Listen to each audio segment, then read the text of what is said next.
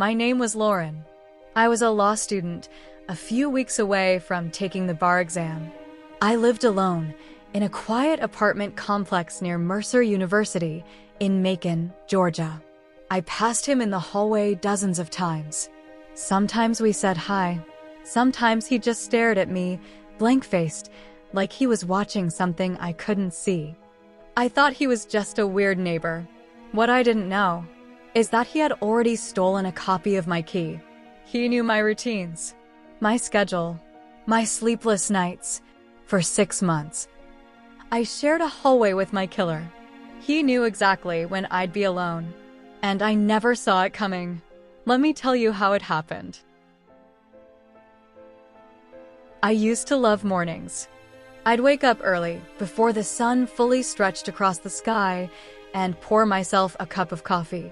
The smell of it was like a small comfort, bitter but real. I'd step out onto the little balcony just off my bedroom and watch the world start stirring below. There was a big oak tree in the courtyard, right in the middle of the complex. Every spring, it bloomed with these wild, bright leaves, like it had no idea how broken everything else was. It was beautiful, peaceful, like a small rebellion against the chaos of life. That summer, everything felt heavy, like the air was thick and impossible to breathe. I was finishing law school, just weeks away from taking the bar exam, the biggest test of my life. My days were swallowed up by endless outlines, flashcards, and cold, forgotten meals. Sleep was something I traded for studying, a small price to pay for a dream I'd chased for years. I barely left my apartment. It was too hot, and I didn't want distractions. I told myself the silence was welcome, that it helped me focus. But the silence had a way of making shadows grow longer. That's when I started noticing him more. Steven. He lived just across the hall from me, on the same floor. We shared the same hallway. Maybe 20 feet separated our doors. He was always there. Just there. He was awkward, painfully so. You'd say hello, and he'd freeze like he'd been caught doing something he shouldn't. Sometimes, he'd just stare, blank, unreadable. At first, I thought he was shy, maybe socially anxious. It was almost endearing in a strange way. A guy who struggled to connect. Someone who might just need a friend. But then his behavior started to shift. He began showing up at odd times. Late at night, I'd step out to take out the trash and he'd be standing near the dumpsters, just watching. During the day, coming back from class or the library, I'd catch him lurking by the mailboxes, pretending to check his mail. His presence felt less accidental, more deliberate. One night, I saw him standing in the hallway, right outside his door, staring straight at mine. The peephole reflected a small circle of light, but his eyes, those empty eyes, were locked onto my door as if he was waiting for something. I tried to shake it off. Maybe it was a coincidence. Maybe I was just tired and imagining things. I told myself he's harmless, just a weird neighbor. But there was this gnawing feeling in the pit of my stomach, a quiet warning I refused to hear. Sometimes, I'd hear noises outside my door when I was home alone. Soft shuffles, faint tapping. I'd tell myself it was just the building settling, or the neighbors moving about. I didn't want to believe that someone could be watching me, tracking me. I was exhausted, stressed. I had bigger things to worry about, like the bar exam that could make or break my future. Paranoia was a luxury I couldn't afford. And yet, every time I walked down that hallway, I felt like I was walking into the mouth of a trap I couldn't see. I thought I was safe. I thought my home was my sanctuary. But sometimes, the person standing right next to you is the one who holds the knife.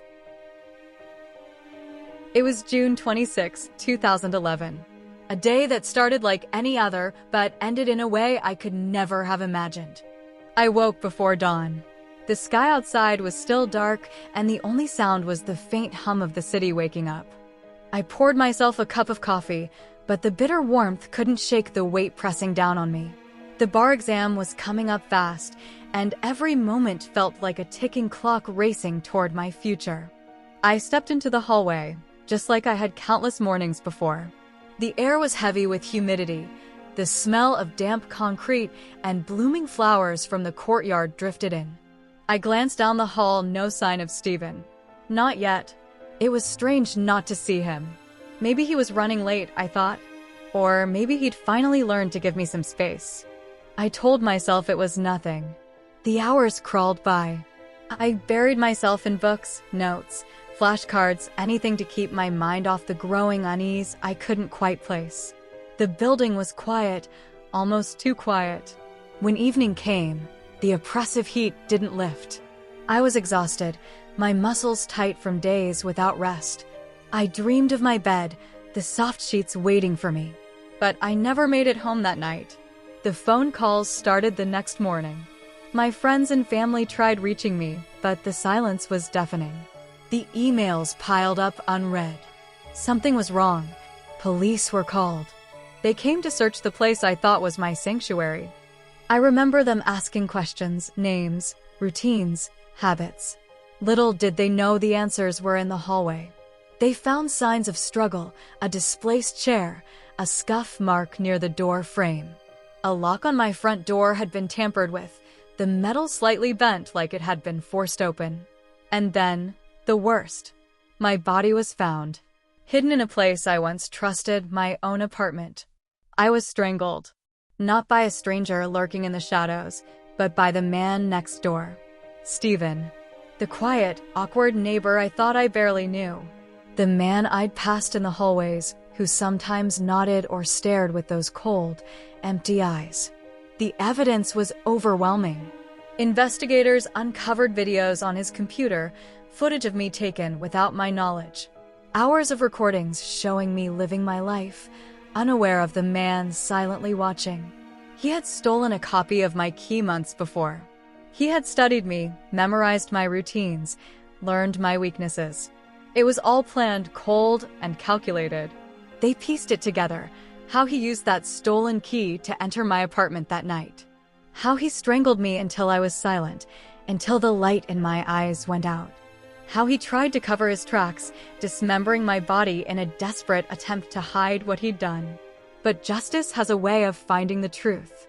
Stephen was arrested, charged, and in 2014 pleaded guilty. Sentenced to life in prison without parole. Even now, I wonder, how can someone living just feet away be capable of such darkness? How can the person who shares your hallway be the one who takes your life? I was just a girl with dreams, hopes, a future yet to be written. I never imagined that my last moments would be spent trapped in the place I called home. It was the morning after June 26, 2011, the day I never came home. I don't remember that morning myself, but the people who cared for me do. My phone sat silent. No texts, no calls. My closest friends, my family, they started to worry when I didn't answer. Messages piled up unanswered. I was supposed to be at work, at class, anywhere but missing. Hours passed. Anxiety grew. Someone finally called the police. They arrived at my apartment, the place I had thought was my sanctuary, my safe haven. I can only imagine what they saw. The door was forced. A lock bent out of shape like a broken promise. Inside, a chair knocked over, a scuff mark on the floor, small signs, but to them, screams of struggle. And then, the unimaginable. They found me, hidden away, tucked in shadows where no one would think to look. Gone. The news hit the neighborhood like a storm. The quiet building where I lived became a place filled with whispered questions and heavy silences. People talked in hushed tones about the girl who was gone, about me.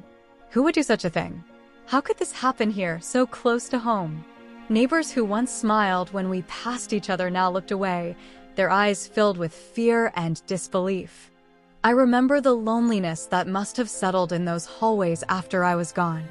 And then there was Stephen, the man who lived just across the hall, the awkward, quiet neighbor who barely knew how to say hello. He seemed harmless. Too harmless, perhaps. Because soon, he stepped forward. Not with tears or silence, but with a performance. A televised interview. The camera caught his face, calm, composed, eyes wide with a fake kind of concern. "I'm devastated," he said softly, voice trembling just enough to sound real. "Lauren was a wonderful person. I can't understand how this happened." But behind those words was a hollow stare. His voice was flat, rehearsed, like a bad actor playing a role he didn't believe in. People watching saw the cracks. His story didn't add up. His alibi fell apart under questioning. Pieces didn't fit. The man who claimed to be a grieving friend was hiding something.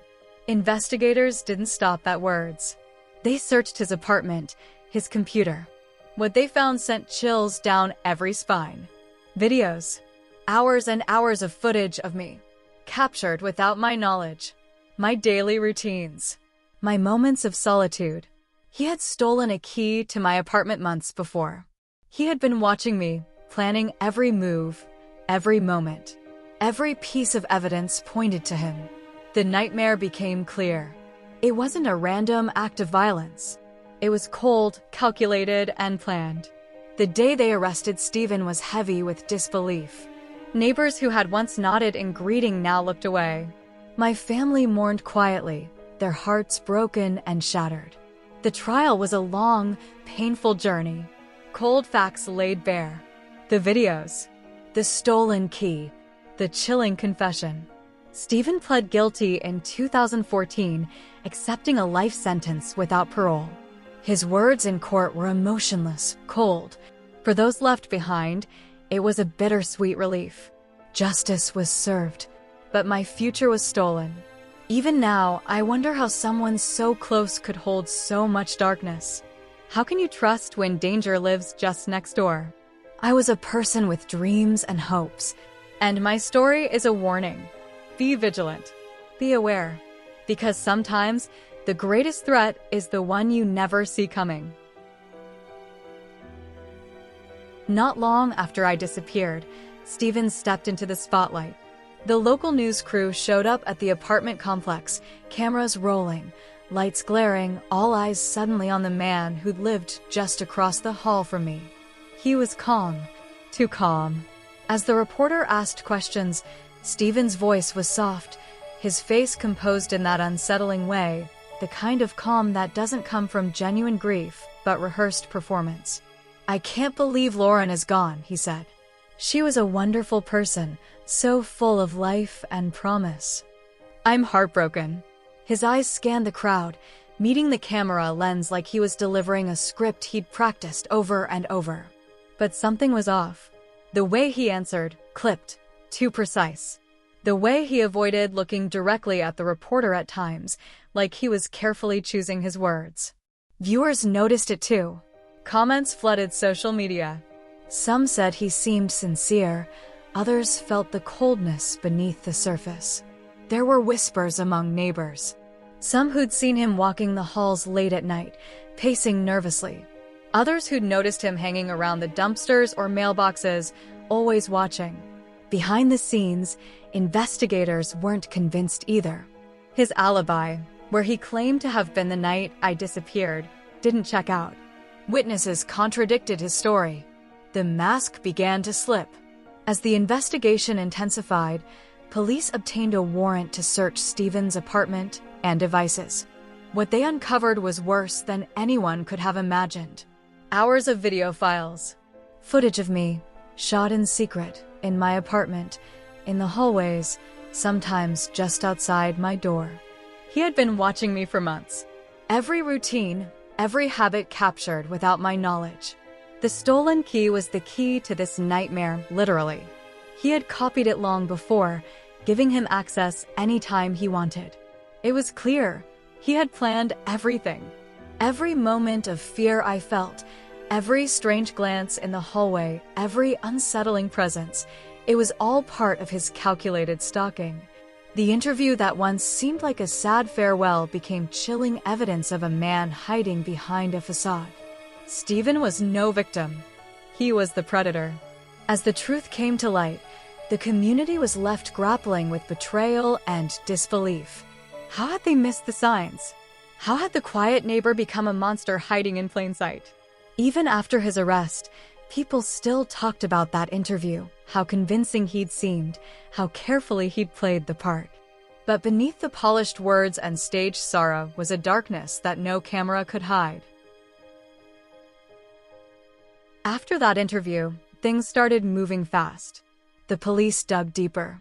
They weren't just looking for answers, they were unraveling a nightmare hidden in plain sight. Stephen's apartment was searched thoroughly. Every corner, every device was examined with cold precision. And then, they found it. A folder filled with videos, hundreds of them, all of me. I wasn't just captured on camera occasionally. No, he had been recording my every move, day and night. Footage from inside my apartment, filmed without my knowledge. Moments when I thought I was alone, safe. There were videos of me walking the hallway, entering the building, even sleeping. Every secret, every vulnerability exposed on his screen. The stolen key was another damning piece. He had taken a copy months before, giving him free access whenever he wanted. It wasn't just obsession, it was possession. Every habit I had, every routine he knew. My work hours, when I left and returned. Even my insomnia, those restless nights when I paced in my living room. All of it recorded, tracked, planned.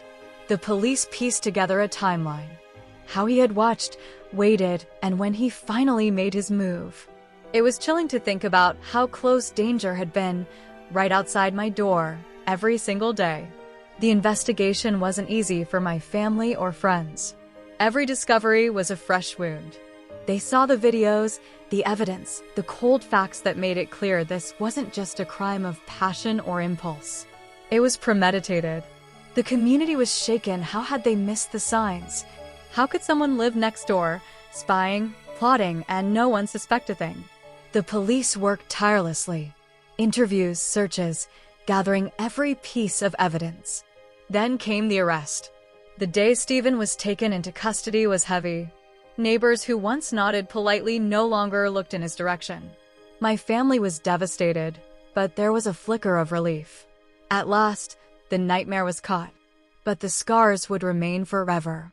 Even after the arrest, the memories haunted the halls, the silent footsteps, the strange glances, the feeling that someone was always watching. The arrest marked the beginning of a long and painful chapter, the courtroom drama that would finally reveal the full truth. But nothing could prepare those who loved me for what was to come. The courtroom was heavy with silence the day the trial began. Every face told a story, grief, anger, disbelief. I wasn't there, but I can feel the weight of those moments. The cold, sterile room where justice was supposed to be served. Stephen sat quietly, his expression unreadable, calm, almost detached. The prosecution laid out the evidence piece by piece. The videos, the stolen key, the timeline of stalking and murder. Witnesses spoke, neighbors, friends, detectives, each painting a picture of a man consumed by obsession. Then came his confession. Stephen's voice was flat, emotionless. No remorse, no apology. He described the night of the murder in chilling detail. How he entered my apartment using the stolen key. How he strangled me until I was silent. His words cut through the room like a blade. The judge listened, expression grim. In 2014, Stephen pled guilty to first-degree murder. He accepted a life sentence without parole. The verdict brought a complicated mix of relief and sorrow to those who loved me. Justice had been served, but at a cost that could never be repaid. The media covered the trial extensively, the story a harsh reminder of the dangers lurking behind closed doors. For my family, every day since has been a battle with grief and loss. They remember me not just as a victim, but as a daughter, a sister, a friend, someone whose life was stolen far too soon.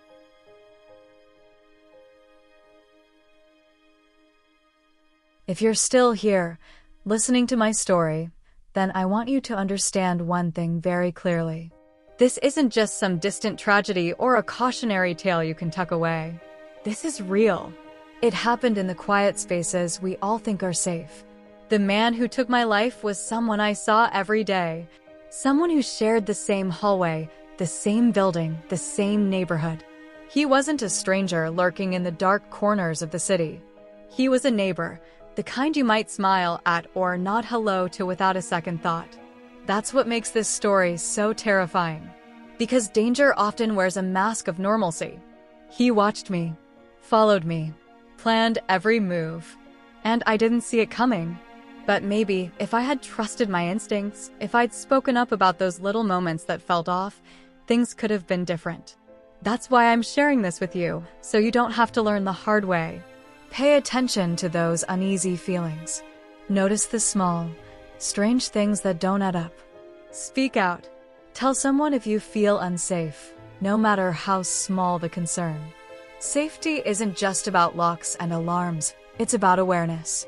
It's about community, about watching out for each other. If something feels wrong, don't ignore it. Don't hesitate. Because sometimes, the smallest warning signs are the most important. If sharing my story helps even one person stay safe, to speak up before it's too late, then my voice lives on. And that's what matters most. If you found this story important, please consider liking this video and subscribing to the channel for more real true crime stories told from the inside. Stories that not only entertain but also raise awareness and empower you to stay safe. I'd love to hear from you. Comment below and tell me if you've ever experienced something that felt off with someone you thought you knew. Where are you watching from right now? What time is it where you live? Let's build a community that supports and protects each other. Because together we're stronger. Thank you for listening to this story. Stay safe.